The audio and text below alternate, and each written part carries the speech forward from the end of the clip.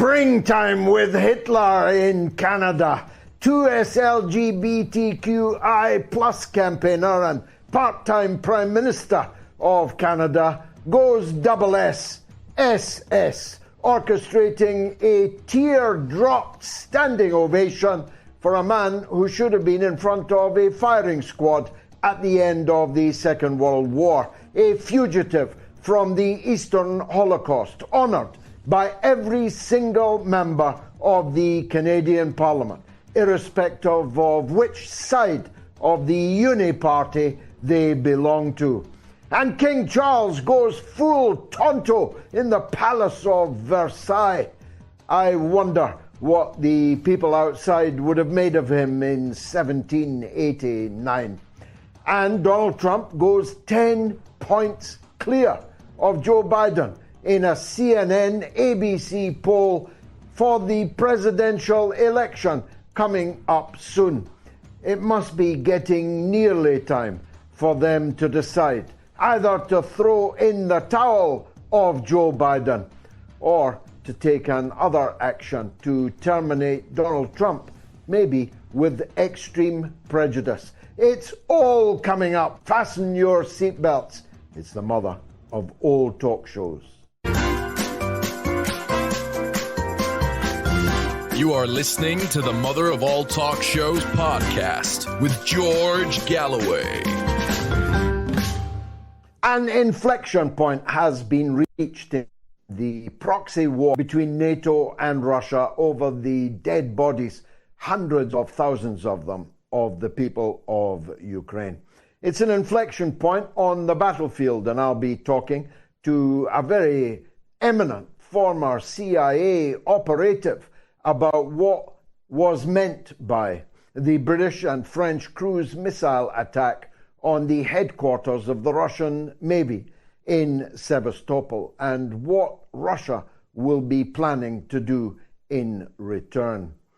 But it's an inflection point on the political battlefield too. I honestly believe that when the history comes to be written, that the events in the Canadian Parliament, one of the so-called Five Eyes intelligence grouping, so no one can claim ignorance or stupidity. They are the smartest people in the world, are they not? The events in the Canadian Parliament, presaged actually, bookended by performances by high-heeled Jack, Justin Trudeau, the Prime Minister sometimes of Canada, were of such importance, such a level of grotesque rewriting of history, worse even than von der Leyen's claim, implicit earlier in the week, that it was Russia that leveled Hiroshima and Nagasaki with nuclear weapons. Certainly she did not name those who had, but by implication, saying that Russia is threatening to do this again. It was easy for the simpleton, and there are some in the world today, mainly in parliaments, it would seem, but also in the general public, to infer that Russia was the power that used nuclear weapons in the past.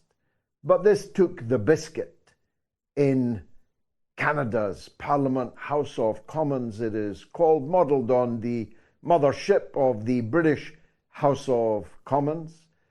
It was a sight so ugly, so literally unbelievable, that many people still are having difficulty coming to terms with it. 1 million Canadians fought Nazism in the Second World War, and for a country then of 11 million, that was pretty damn impressive recruiting. And they were all recruits, there to fight Hitler in Europe of their own volition because they believed in it. 1 million Canadians out of 11 million. 100,000 Canadians were either killed or maimed fighting the Hitlerites on the European continent. That's 10% of all of their soldiers were casualties, dead or wounded. Again, a level of sacrifice, of volunteers, which is something to be proud of, something to enshrine in your heart, something to guide your every attitude into the future when dealing with great geopolitical issues. I've visited the Canadian war graves in Normandy. 14,000 Canadian soldiers landed on Juno Beach and faced, funnily enough, SS troops on Juno Beach, which accounted for the relatively savage level of casualties suffered by those with the bad luck to have landed on that particular beach. The SS took some of the Canadians prisoner on Juno Beach and tortured them to death, tortured them, and then, entirely in defiance of the laws of war, dispatched them with a firing squad. The SS were like that. I thought any schoolboy knoweth that, but not apparently the members of the House of Commons in Canada. Because this week, in a paroxysm of fervour, whipped up by the orchestrator, High-Heeled Jack, I call him High-Heeled Jack because he actually walked around in the Canadian Parliament in ladies' high-heeled shoes in a protest against violence against women. No, I don't know either. High-Heeled Jack had whipped the Canadian Parliament into a paroxysm of fervour for Zelinsky and the Ukrainian cause. So much, no surprise. Trudeau has been in the vanguard of the war party since this whole affair began. Indeed, if you calibrate the levels of belligerence against both Russia and China, Canada is right there in the very... It's funny because no Canadian is going to go and fight Russia or China. It's funny because High-Heeled Jack would have absolutely no intention of putting on a tin hat himself or picking up a rifle himself. He's an effete popinjay, if you get my drift, at least according to his former missus. High-Heeled Jack is a frontline, backseat soldier of the Ukrainian cause. So it caused me no surprise that he was ranting and raving about the war. But what did take me by surprise, and will, I think, cost him dearly in political popularity in his own country, will cost the members of Parliament involved dearly.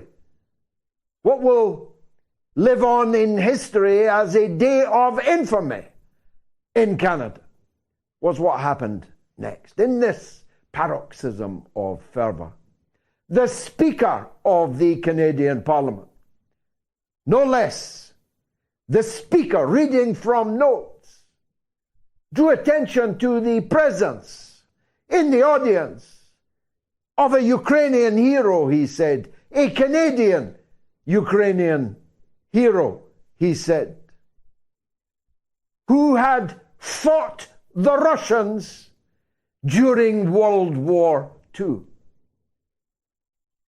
Now, as they rose as one man and woman to applaud Yaroslav Hunka, aged 98, did the words "fought the Russians during World War II" not ring even the smallest of bells in the thickest of skulls amongst these maniacs on their feet, applauding with North Korean levels of vivacity this man who fought the Russians in World War II? Did it not occur to them that that meant he was a member of the Nazi army fighting the Russians during World War II? Did it not occur to them that they were on the same side as the Russians in World War II? That Canada, that Britain, that America, and Russia were allies during World War II. So how can you feverishly applaud a man who the Speaker of the House introduces as someone who fought the Russians during World War II?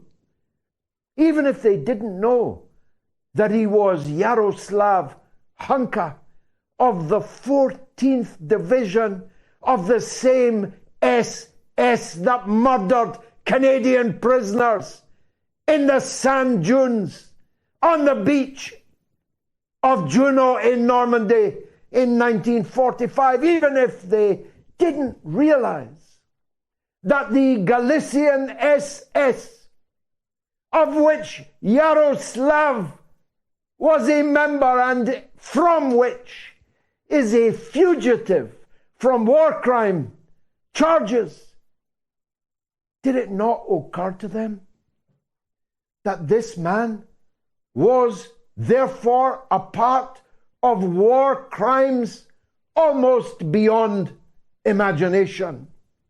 Not beyond mine, because I saw Einsatzgruppen, Hitler's Eastern Holocaust, on Netflix before they buried it so deeply that you'll be very lucky to find it on Netflix if you try to after this show. I saw what the Galician SS, of which Mr. Hunka was a member, I saw what they did.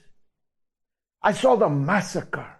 Hundreds and thousands of Jews, of Poles, of partisans, of Ukrainian citizens that would not collaborate with Hitler.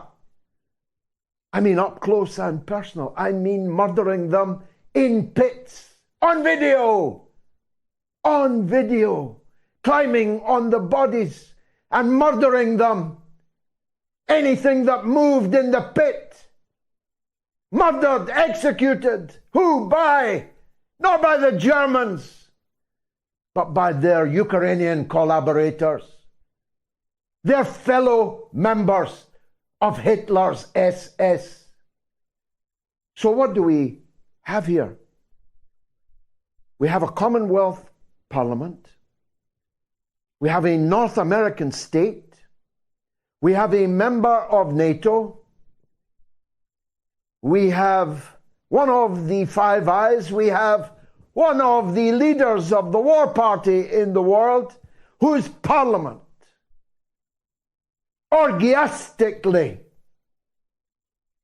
applauded in a standing ovation a member of Hitler's SS. And so every one of those liberals with a small L, every one of those liberals out there, if they still have the Ukrainian twibbon on their profiles, if they are still shilling for Zelinsky and the regime in Kiev, I want you to think about what I have just said. And I want patriotic Canadians, I want the children and the grandchildren of the 100,000 dead and wounded Canadian soldiers who volunteered to fight Hitler in Europe from 1939, not 1941, Uncle Sam, 1939 until 1945. I want every one of those children and grandchildren, and now great-grandchildren, of all those Canadian war graves in Normandy and elsewhere, of all those 1 million Canadians who went to fight Hitler, I want them to hold high-heeled Jack Trudeau to account. I want them to demand from their members of Parliament, why did you give a standing ovation? Because I saw you on television. Not a single member of Parliament did not get to their feet. I want all those Canadians to demand of their members of Parliament why they did this, why they desecrated the war graves of their own fathers and forefathers, why they licked the spittle of a Nazi war criminal, mass murderer, genocide enabler, Jew killer. I want every Canadian, every loyal, decent, patriotic Canadian to demand an explanation from their Prime Minister and the parliamentary acolytes on both sides of the House that committed this excrescence in Canada this week. Let me turn to King Charles in Versailles. King Charles, like high-heeled Jack Trudeau, is in the grip of a twin zealotry. He has other strings to his bow, but the main parts of this twin zealotry, held by Trudeau, by Sunak, by Starmer, by Macron, by Schultz, and by King Charles, are so-called climate change and war in the Ukraine. Now, these others that I mentioned are elected politicians and are therefore entitled to express their point of view, however awful it is. But you, Your Majesty, are elected by no one. You have no right at all, whether on foreign soil or domestic, to be weighing in with your heavy and expensive royal crown on matters of political controversy which divide your people, your subjects, as you like to call them. Many of your subjects think that this net zero lark is a hoax, is a con. In fact, so strong is that feeling in the country that little Rishi Sunak has begun to beat a path to the policy first enunciated by the Workers' Party of Britain, which I lead. He has U-turned, rode back on the crazy commitments to net zero cold and penury for the British people by 2030. And if I'm any judge, he's going to make these matters an election issue. In the general election, he's going to call next May, on the same day as the local elections. Write it down, mark my words. So this matter of national controversy, King Charles, is not one into which you can venture. At least not if you're a constitutional monarch. And if you're not, Versailles was a pretty risky place to venture forth on the divine right of kings. And many of your subjects do not share your declaration that Ukraine stands for the same values as us. Because, frankly, sire, they do not. Not the Ukrainian war criminal in the Canadian Parliament, not the Ukrainian midget running around in his fatigues from one parliament to the next, filling his bag of money from the taxpayers in all countries. Not the Azov battalion not those erecting statues to Bandera, the leader of the Hitlerites in the territories occupied by the Nazis in the Second World War. No, sire. My grandfathers fought in your grandfather's army, all the way from El Alamein to Monte Cassino and beyond, against those values, against the values held so dear by that regime in Kiev. Fasten your seatbelts. This is going to be a bumpy night. It's the mother of all talk shows.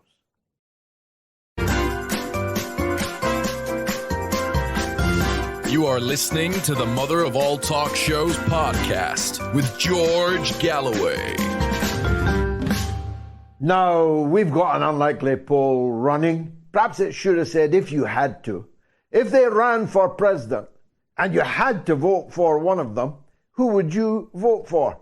Elon Musk, Mark Zuckerberg, or Bill Gates? Poor Bill. Poor Bill. 14,449 people have already voted. Elon Musk wins absolutely a landslide victory so far. On Telegram, 97% for Elon Musk, 2% for Mark Zuckerberg, and 1% for Bill Gates. On Twitter, 88% for Elon Musk, 4% for Mark Zuckerberg, 8% for Bill Gates. He's rather more popular on Twitter. Well, rather more. 8%, better than 1%. And on the YouTube community poll, 92% Elon Musk, 2% Zuckerberg, 6% Bill Gates. And on the YouTube stream, it's 94% Elon Musk, 3% Zuckerberg, and 3% Bill Gates. Now, my first guest is a very eminent one indeed. He has a very big following because, well, frankly, he knows what he's talking about. As well, he should. He's a former CIA operations officer in both Europe and the Middle East. Maybe he spied on me once upon a time. Who knows?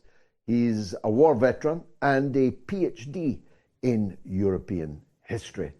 Nowadays, he's a go-to for anyone who wants to understand what's really going on. And I'm glad Philip Giraldi is with us now on the Mother of All Talk Shows. Philip, I can't tell you how glad I am to see you. I've wanted you on the show for a very long time. But before we go into the broader battlefield, I don't know if you heard my monologue, but isn't it emblematic that the Canadian Parliament gave a prolonged and rapturous standing ovation to a fugitive from the Waffen SS involved in Hitler's Eastern Holocaust in the Canadian Parliament this week? Is this not the apogee or the nadir, the high point or the very bottom of the peculiar position countries like Canada have taken on this war? Well, I think in reality, it's demonstrating exactly how this war is not anything like the conventional wars that we've known in the past. This is something that is a political war. It's being fought for political reasons. There were no reasons that motivated the Russians to invade that could not have been resolved through negotiations. But the British government and the American government, Canadian government, all had a hand in making sure that that did not happen. So this is a political exchange, which is becoming more aggravated, I would say, by the failure of the Ukrainians to very effectively oppose the Russians, and also by the fact that there is an election coming up in the United States in a year's time, and Biden is playing this game of wanting to come out in a year as something like a war hero. And this, of course, is ridiculous, and he's going to kill another 500,000 people in the process. Yeah, I'm always after the fool or knave answer. These Western countries who pushed Ukraine into this conflict, as you and I both agree, did they know it would all end up as badly as it has, that the Russian economy would be outperforming the German economy and so on, that the Ukrainian armed forces, no matter how much materiel is stuffed into their ranks, are simply not going to be able to achieve the war aims stated by the Allies and by Ukraine repeatedly? So did they know that, in which case they're knaves, or did they imagine it was going to end up differently, in which case they're fools? Well, I think they imagined it would end up differently. I think that's the way to look at it. They really thought that the sanctions and other financial and economic pressures they were putting on Russia would be enough to make Russia, if not fold, at least think twice about what it was doing. But it's had the reverse effect, which is basically the Western economies have been hurt by this, and Russia has come out on top. So that did not work out very well.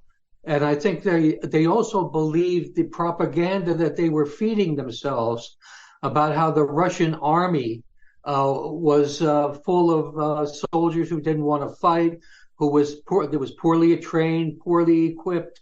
In other words, they were seeing Ukraine as a much more formidable opponent of Russia than actually turned out to be the case. The Russian army has performed very effectively, and it's the poor Ukrainians have been getting caught between a rock and a hard place due to the policies that NATO and the U.S.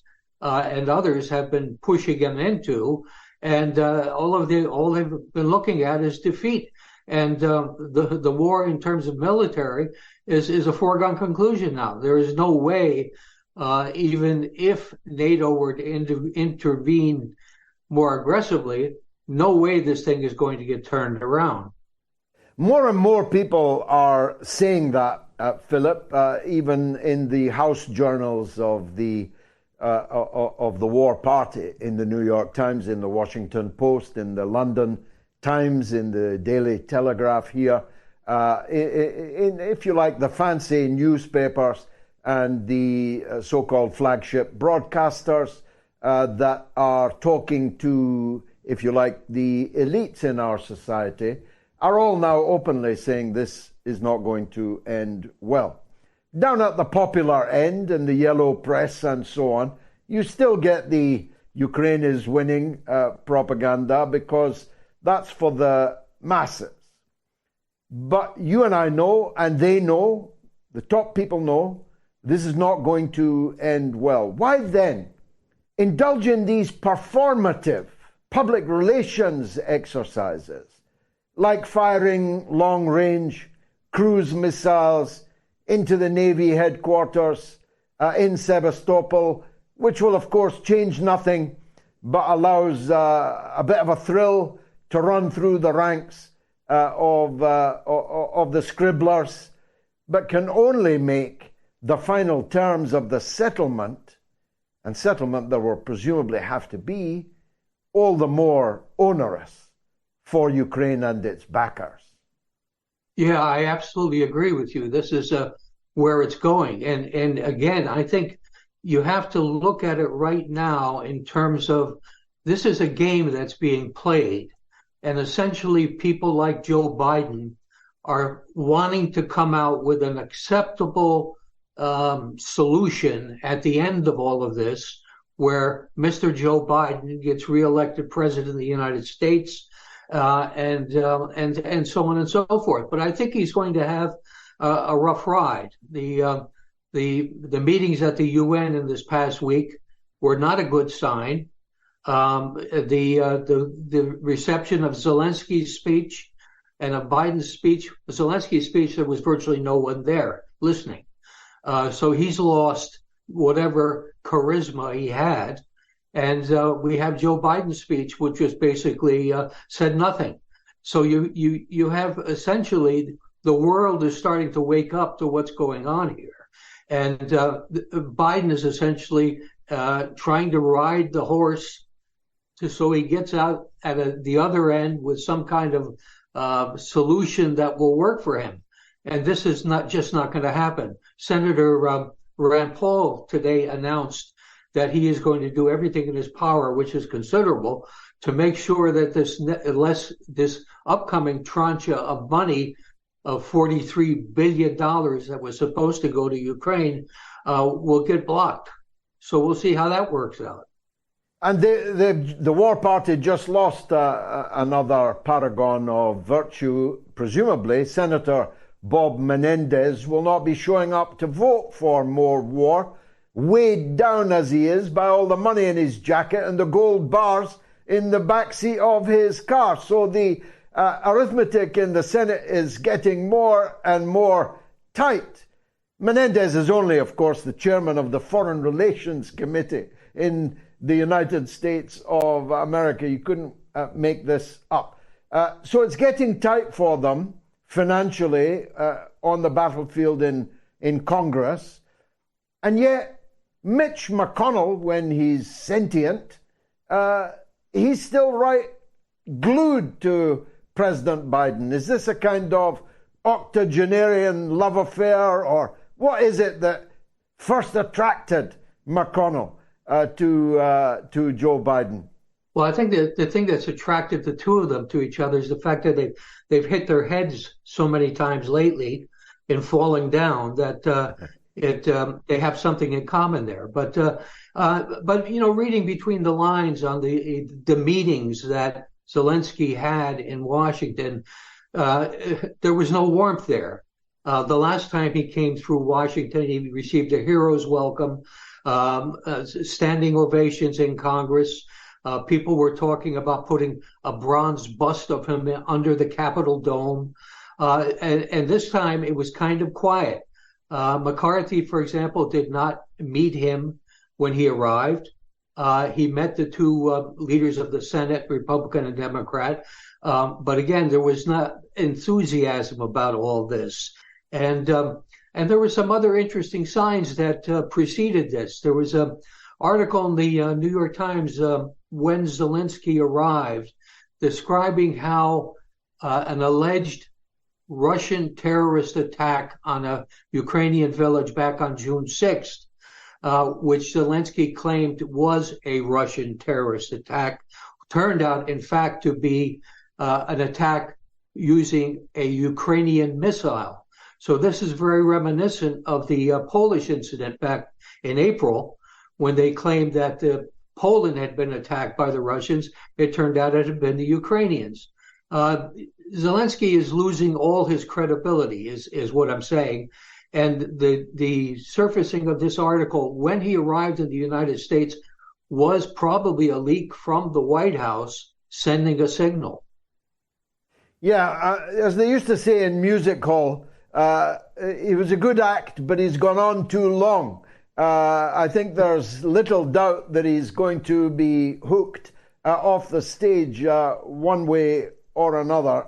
But looking at that CNN ABC poll today, putting President Trump 10 points ahead, in other words, and that's before you even factor in that RFK Jr. might well run as an independent, taking a significant number of votes off the Joe Biden column. It's beginning to look like a big change is coming in Washington. And does that not concentrate the minds of the CIA, the FBI, the agencies, and so on? Do they not have to now start thinking, well, look, we could be under new management next year? Yeah, that's exactly what they're thinking. And that's what I'm hearing from former colleagues in the national security realm. They're quite nervous about what's coming up. They know they have essentially sold their souls over the last 8 or 10 years. And, there's going to be a comeuppance for all of this. The public in the United States is very aware of how corrupted the institutions of government have become. And there could be some real surprises in this election. I would love to see a ticket composed of Kennedy and someone else who is as strong on the anti-war position as he is, Tulsi Gabbard. I would love to see that. That would be a wonderful ticket, indeed. Now, you served, shall I say served, in Europe for the CIA. I'm not going to ask you to tell me what you were doing during those times. You could tell me off air anytime that you like. But with your knowledge of Europe, are you surprised at how tamely the European leadership has gone into this abattoir, which has effectively sacrificed their own economies? Is that the Europe that you used to know, or has something changed? I am surprised by it, and I was in Europe quite recently, Eastern Europe, and I was surprised by some of the conversations I had there. I would think that the corruption we're seeing in the United States, pervasive corruption of the political system, is also taking place in Europe. There's a lot of criticism of the leadership, or certainly over the last 5 or 6 years. And I think this criticism is rooted in what voters are seeing. And then for me, I mean, the bottom line, I will tell you honestly, I worked in counterterrorism the whole time I was in Europe and the Middle East, which I was comfortable with. And the thing is, Europeans should be thinking back on the horrors of the Second World War. And they should, the slogan "never again" should apply to that. And the fact that their leadership is jumping into this is just, to me, astonishing. And trying to justify why they're doing this, the arguments about, well, this is to protect democracy and things like that. This is all nonsense. Excuse me. So I'm astonished by it, but I think the people are turning against it, and people like you and your party. I think that the signal is coming through loud and clear that we are on a wrong course, and hopefully there will be a readjustment. And when the readjustment comes, it will be a serious one. God willing. Philip Giraldi, thank you for joining us on the Mother of All Talk Shows. I hope you'll come back and talk to us again. Very much obliged to you. Philip Giraldi, formerly of the CIA. Later, we've got Professor George Szamuely, one of the most clever and sagacious of commentators. He's coming up, so don't miss that. You are listening to the Mother of All Talk Shows podcast with George Galloway. In some important Patreon news, I keep telling you that I really depend on your support on Patreon, patreon.com/George Galloway. I mean, I really do. And it will cost you the price of a cup of tea per week. Am I worth a cup of tea per week? Well, if you think so, please support me on Patreon. And in fact, in the last 30 days, we've had 116 new patrons. So my calls for you to join, and the free films like Killing Kelly that you get when you sign up have been successful. Some great Patreon comments now. A legend, a Moats legend, Graham Briggs White, says, I wouldn't trust any of them, talking about the poll, as they're part of the military-industrial complex. But at least Elon puts himself out on a limb. That's true, Graham, and must account for his landslide victory in our poll. Emias A. Abebi says, only by lesser of the other evils rule. The 1% are not going to save this world unless a person with a public servant mentality arrives in the political arena. At the moment, RFK Jr. is the only one close to that. And Leslie Hope says, we don't need a billionaire president. We need an anti-billionaire. Where are the counterparts of Hugo Chavez, Evo Morales, Rafael Correa, and Daniel Ortega? I'm not sure how well they'd fare at this moment in time in a presidential election in the United States. Boca Faltersma says, George, I'm able to support you and your important show finally. Please keep up the good work. The world needs it now more than ever. Best regards. And to you, Boca. So please go to patreon.com/George Galloway. Sign up for the cost of a cup of tea per week. I have to keep making that point. My grandson, Sean, who helps me on this show, sends me this. He's a student at the School of Oriental and African Studies, which is an institution of some note, an institution that many successful and indeed famous, prominent people have gone to. It used to be a place I used to speak at regularly. I was very impressed by it. And when my grandson got in there to study politics, I was really chuffed about it. Anyway, he tells me this. SOAS send me career opportunities every week. This week, the first 3 options are for the army. Study at the School of Oriental and African Studies and go into the army, why don't you? Professor George is on the line and we're very glad to see him. Dr. George, thank you very much for joining us again on the Mother of All Talk shows. Now, let me start where, fairly adjacent to where you are. There's some more trouble brewing in what they laughably call Kosovo. Tell us. Well, if one thinks of the modern NATO, it came of age during the 1990s when it bombed first Bosnia-Herzegovina and then bombed Yugoslavia. And it was very pleased with itself, congratulated itself, and I'd say we found a new role for NATO, humanitarian intervention, creating states out of nothing. But as the years have gone by, NATO has looked back on its handiwork in the Balkans with a somewhat jaundiced eye because it hasn't really achieved what it wanted to achieve. The Bosnia and Herzegovina that came out from the Dayton Accords remains divided. There is this entity, the Republika Srpska, which is dominated by the Serbs of Bosnia and Herzegovina, who tend to look upon favorably on Russia. They share the church, they have a very similar language.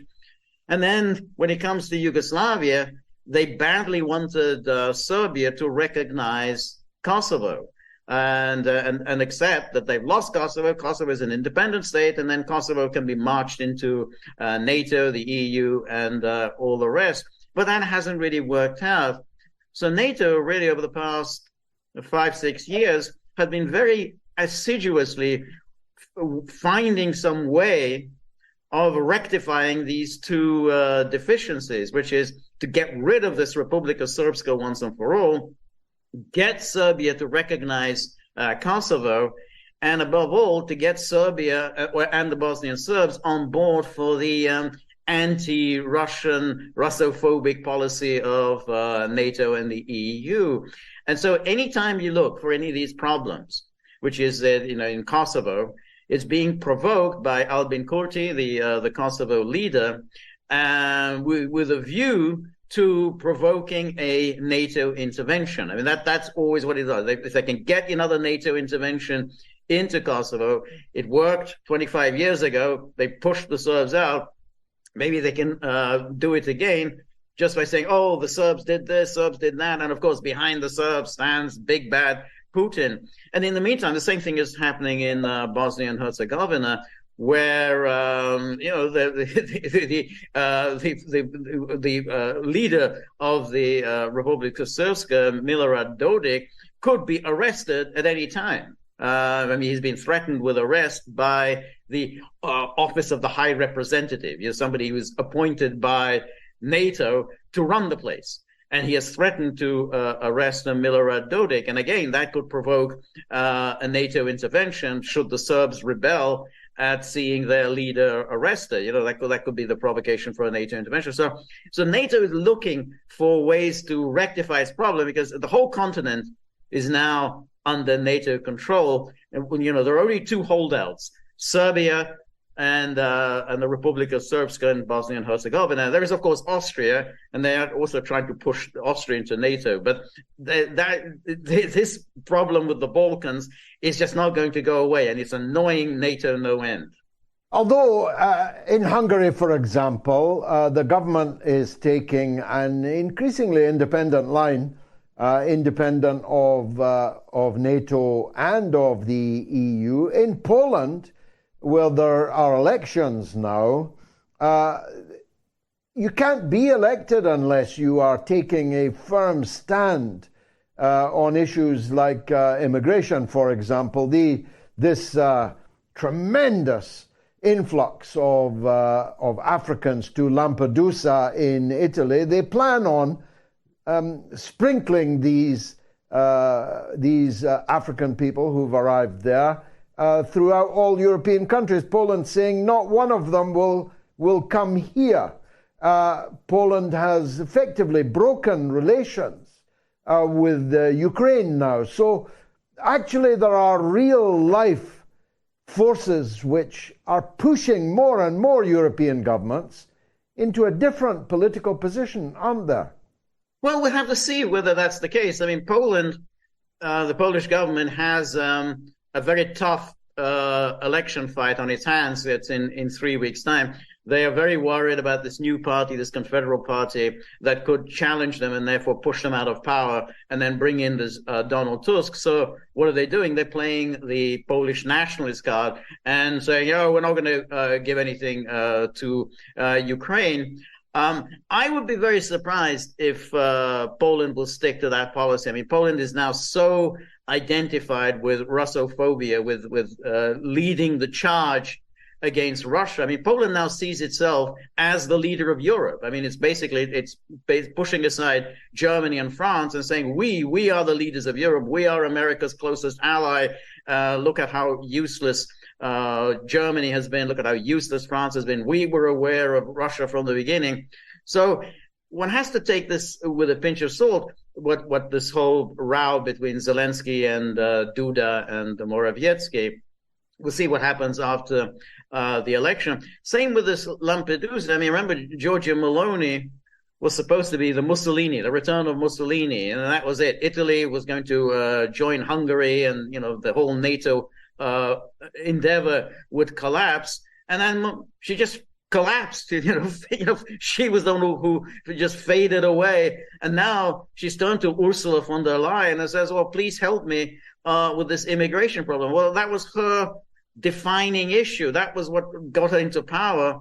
And now, under her rule, immigration has massively expanded. I mean, she's worse on this issue than her predecessor, Mario Draghi, the sort of the globalist in chief. So one has to wait and see where things fall out. The problem is the electorates of Europe are just not following the leaders, the political leaders. I mean, the political leaders, they love this whole Ukraine project. But that's not what the voters want. I mean, here is in Germany, when you have Annalena Baerbock, whose project, she's declared her project is to bring Putin to justice. That's it. That's going to be German foreign policy. That's the feminist German foreign policy, bringing Putin to justice. Quite how she plans to do this, she doesn't really spell out. She's also said she doesn't care what the German people think. I mean, she's just going to pursue whatever she thinks. And that's really the attitude of so many voters of so many leaders in Europe and also in the United States, which is that, well, we love this project, this Ukraine project. Unfortunately, the stupid voters are not with us. As we know, you can love something too much. And what happened in the Canadian Parliament, which from what I can tell is now causing tremendous ructions in the country. It's what happens when you get carried away, George, isn't it? You construct this Manichaean narrative, and then you end up with a standing ovation to a Nazi murderer in the Eastern Holocaust. It's a remarkable business, isn't it? It really is a remarkable business. So, there they were, they're all clapping this 98-year-old. Oh, what a wonderful old codger. He was this great guy, an old man of the old school, salt of the earth types. And then this was a Nazi. I mean, he was in this Galician division. He was trained in Germany. There are photographs of him in Germany. He was being trained in 1942 in Germany. So, and of course, Zelinsky was applauding him. Zelinsky knows exactly who he was. Of course, the Canadians, who took in a lot of these Ukrainian Nazis, pretending that they didn't know what was what. And remember, we have this Krista Friedman, who her grandfather was an active propagandist for the Nazis. When this came out, she immediately said, "Oh, this is Russian disinformation, again, Putin this, Putin that." Then, of course, it turned out that it was indeed a Nazi propagandist. And they said, "Well, I didn't know." This is all nonsense. All the Canadians knew exactly who they were taking in. Krista Friedland knew exactly who her grandfather was. But they pretend not to know, basically because they don't really care. I mean, they've adopted essentially the slogans of the 1930s. Anybody who hates the Russians is on our side. It doesn't matter. You're a fascist, you're a Nazi, you're genocidal, whatever. As long as you hate the Russians, you're on our side. And that's a nice kind of reversion to the attitudes of the 1930s and 40s. We have a saying here, George: never ask a man his wage, a woman her age, or a Ukrainian what their grandfather did in the Second World War. That might have been what was at play in the Canadian Parliament this week. Yes, well, exactly. But it is quite striking how all these things are quietly forgiven and forgotten. I mean, and it's not just Ukrainian. I mean, you talk about the Balts. The Balts commemorate every year the Nazi collaborators, and I said, okay, that's fine, no problem there. Then you have the Ukrainians. Okay, no problem there. You have countries in Eastern Europe that are desecrating World War II memorials. I mean, almost every day, yet they're taking down, yet another World War II memorial. Why are they taking down World War II memorials other than they want to, extirpate the history of, liberation from the Red Army? That's why they're taking it down. So it has nothing to do with communism. Oh, because we don't like communism. Well, they're not taking down statues of Lenin. They're taking down World War II memorials. There were memorials to the tens of thousands, hundreds of thousands, millions of soldiers from the Red Army who died liberating these countries, and they just want to take them down. And that's just it's their attitude shows that it's that Russophobia that it very much goes back to the Nazi ideology. Notice Hungary doesn't do that. Hungary has left all the World War II memorials intact. It's left all the World War II cemeteries intact. It's never done that. So you can see how certain countries and the Hungarians they have no love for the communists, but they always distinguish communists from the Red Army, the people who actually came and sacrificed hundreds of thousands of lives liberating them. Turning to the war then, Professor, I thought at first when I saw these bombs, British supplied cruise missiles raining down on the Navy HQ, the balloon is surely going to go up now. This is an inflection point in the war. But the balloon hasn't actually gone up. And indeed, some people say these kind of attacks are merely performative public relations shows to mask the fact that, as everyone who knows now knows and increasingly says, the Ukrainian counteroffensive is done. It's over. And all that remains to be seen is when the Russians will go on the offensive. Which way do you see it? Well, I see it more that they want to inflict a humiliation on Russia. I think the NATO powers, and that means the United States, for them, this is a good boondoggle. They want to keep this war going. They want to kill as many Russians as possible, drain Russia as much as possible, debilitate Russia as much as possible, and to diminish Russia's claim to be a great power. Well, what better way of diminishing it than by attacking Russian territory? I mean, this missile attack, not only was it a UK missile, there was essentially, this was guided by the United States. There was a reconnaissance aircraft in the neighborhood. It was guiding. So it was essentially a US attack on Russian territory. And the US goes back and say, hey, we crossed another red line, and nothing happened. And there's, in fact, an article in the New York Times with some U.S. official, anonymous, saying, gloating, hey, we've crossed so many Russian red lines, we just don't pay any more attention to them. Because now the article was about the fact that U.S. military hospitals are treating U.S. mercenaries who were wounded in Ukraine. In other words, you're wounded in Ukraine, you're taken to a U.S. Army hospital in Germany. So essentially, they're treating mercenaries as if they were U.S. Army personnel. And people say, hey, well, is that a red line? I said, no, there've been so many red lines.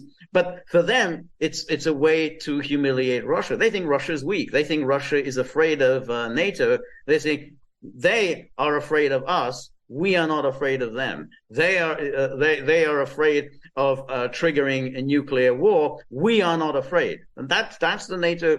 I think it's a very dangerous way of thinking, a very reckless and dangerous way of thinking. But I think that's the way NATO is thinking. They think we can get away with anything because the Russians are afraid of us.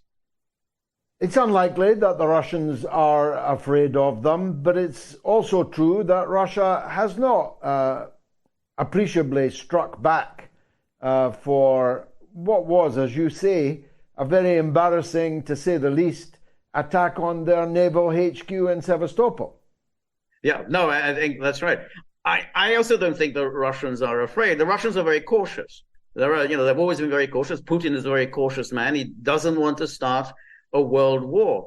The problem is that if this continues, there is going to come a point when Russia just simply can't sit on its hands. And I don't know what that point will be, but it could come. I mean, maybe at some point the United States might say that, well, we can transfer some small nuclear battlefield weapons to Ukraine. They'll be very small, very, very small. And maybe that'll be the point. But it's clear that they keep NATO, the United States, they keep escalating. They keep moving, keep moving forward.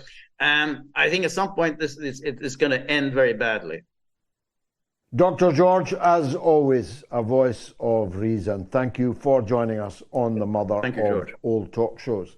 Well, we're getting near the end, but a legend is on the line. It's the legend that is Norma in Bristol.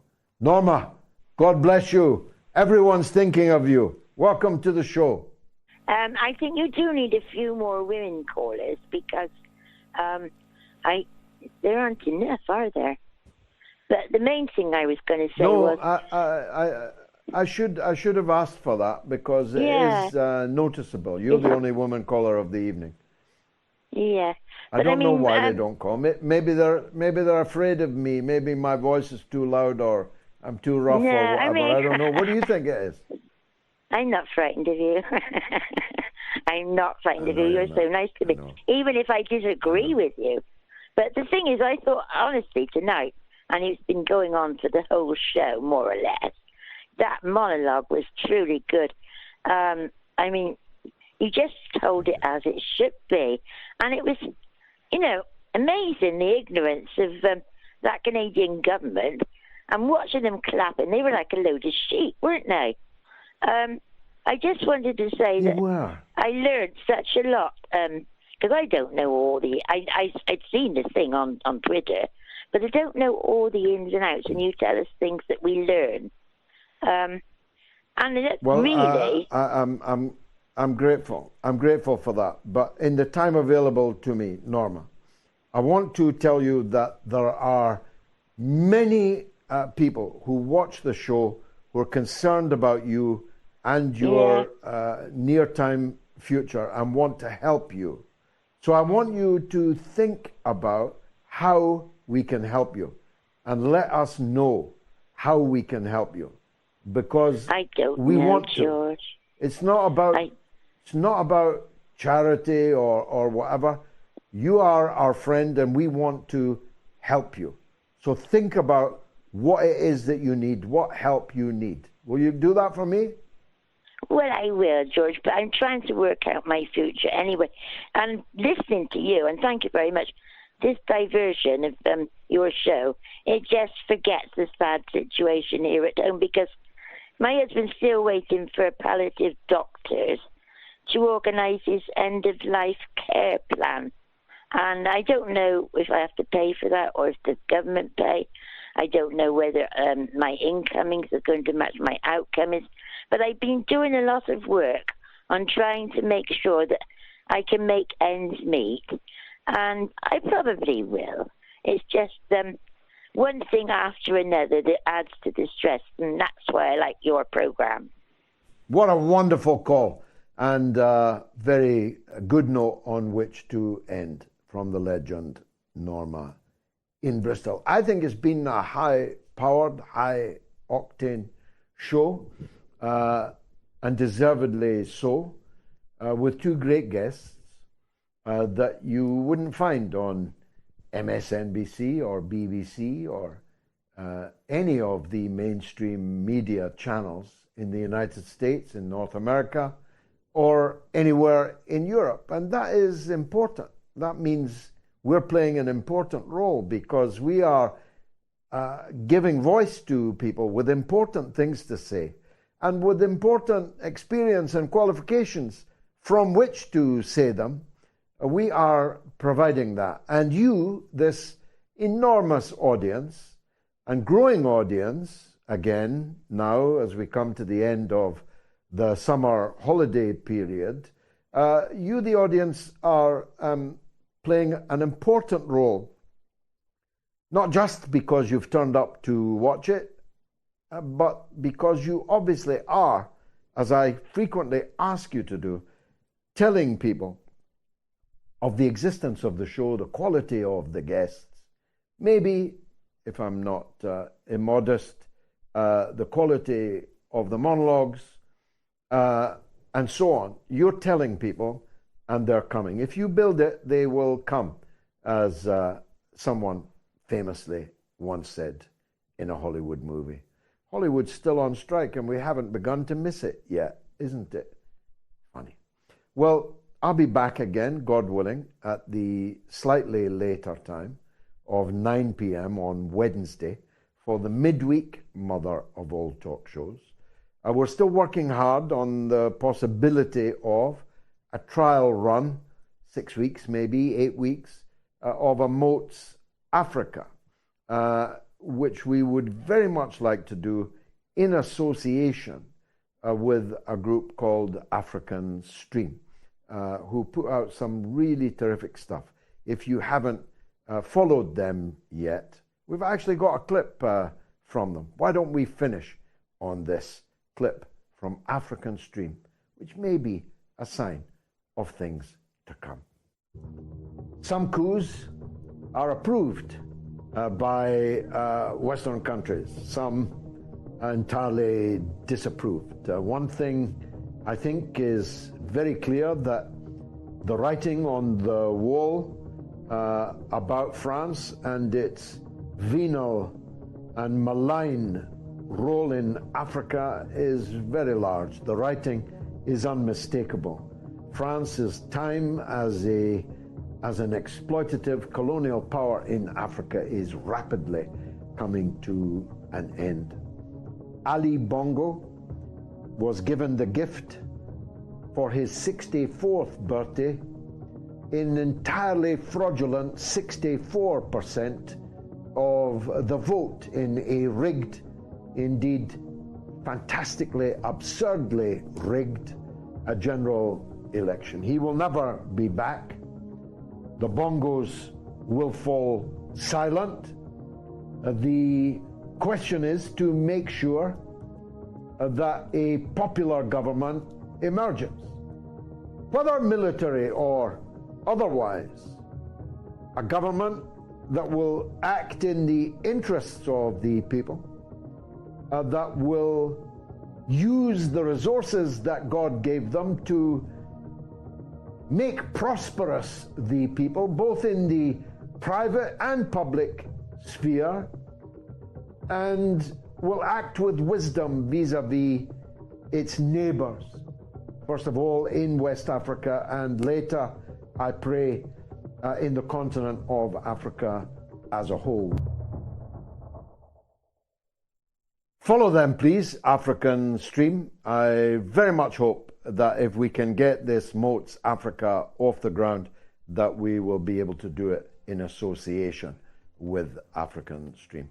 As I was saying, I'll be back, God willing, on Wednesday at the later time of 9 p.m. UK. Always check times. I never know when the clocks are changing. 9 p.m. UK time on Wednesday. I hope to see you again there for the Mother of All Talk Shows. Good night.